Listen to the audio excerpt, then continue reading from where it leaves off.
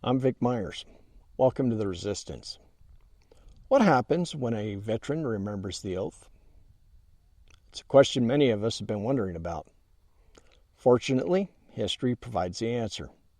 In 1933, America faced what would later be called the business plot. The 20th century robber barons, powerful bankers and industrialists, were furious at the new president. FDR was rolling out the New Deal. It was a plan for the working class, for the everyday American to pull out of the Great Depression. And the robber barons, they were going to have to pay their fair share. Well, they didn't like this, not one bit. They'd rather plot than pay. They had money, ambition, and a plan of their own. And that plan was to find a respected general, rally veterans, and march on Washington. Then force FDR into a figurehead role, like a king with no real power. They turned to Major General Smedley Butler, a two-time Medal of Honor recipient who was beloved by Marines.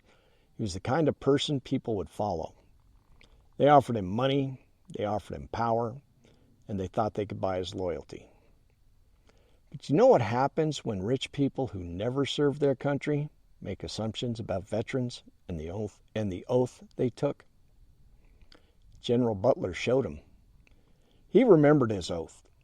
He listened, and he gathered names, and he took notes. Then he alerted Congress, and he ended up testifying about all of it. He told them there was a plan to raise a private army, 250,000 veterans, and then march on Washington so they could install what the robber barons called a proper fascist dictator to control the presidency. And yes, they called it a proper fascist dictator. Congress investigated. They found enough smoke to know there was fire. They confirmed key parts of General Butler's story. Yes, there was a plot. Yes, wealthy elites were behind it. Yes, they tried to buy a two-time Medal of Honor recipient general to lead their coup. Unfortunately, no one went to prison. The names of the most powerful involved were kept out of the headlines by Congress. But over the years, journalists have told us who they were.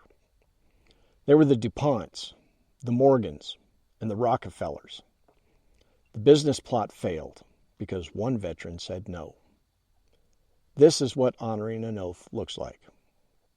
But that was 1933.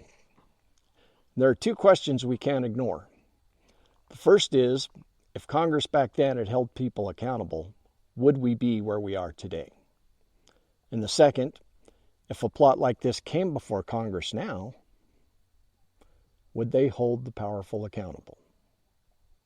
The answers matter because nearly a century later, we're seeing it again.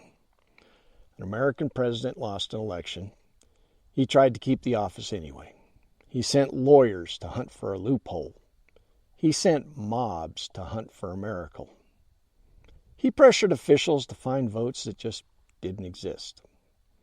It was the same playbook.